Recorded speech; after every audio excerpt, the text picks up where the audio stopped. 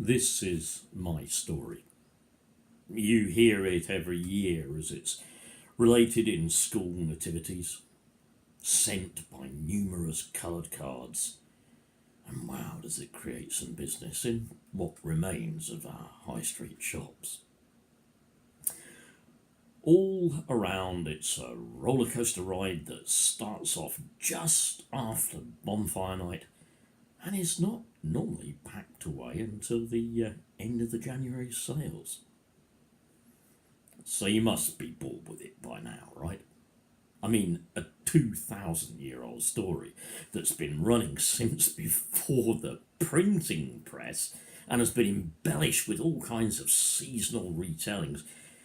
By now, it must leave you reaching for your TV remote, or maybe another festive treat. Am I right? So, here's a new take, and maybe it'll get your attention. So, take a moment and suspend belief, like when you were a kid.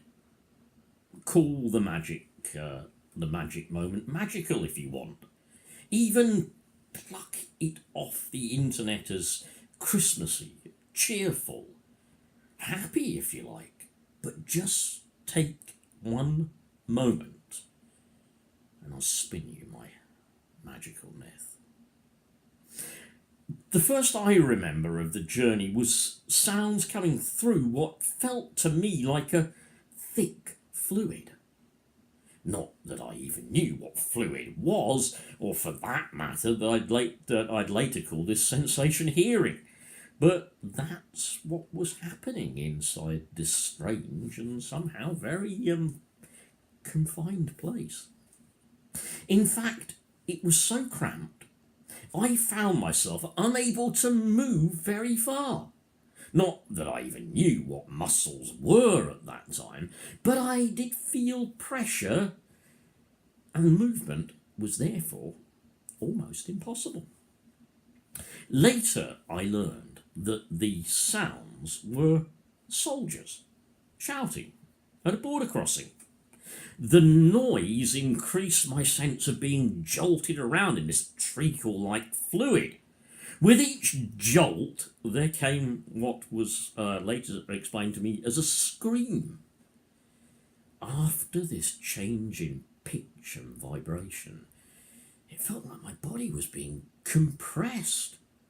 I could feel powerful sensations on my person, squeezing me like toothpaste from a tube. Somebody told me later that I would have also heard the sound of retching, or what they said was vomiting after the gas. It wasn't until much later that I learned about the gas. I learned it was used to drive my people back from a place called a border. As I grew, it was related to me by other children, how they'd watched their parents being sick after that long journey to this border. Some even said that the gas caused their mothers to miscarry. But it was years before I was aware that such a thing could and did happen. The rest of my story, well, you know it, and I won't repeat it here.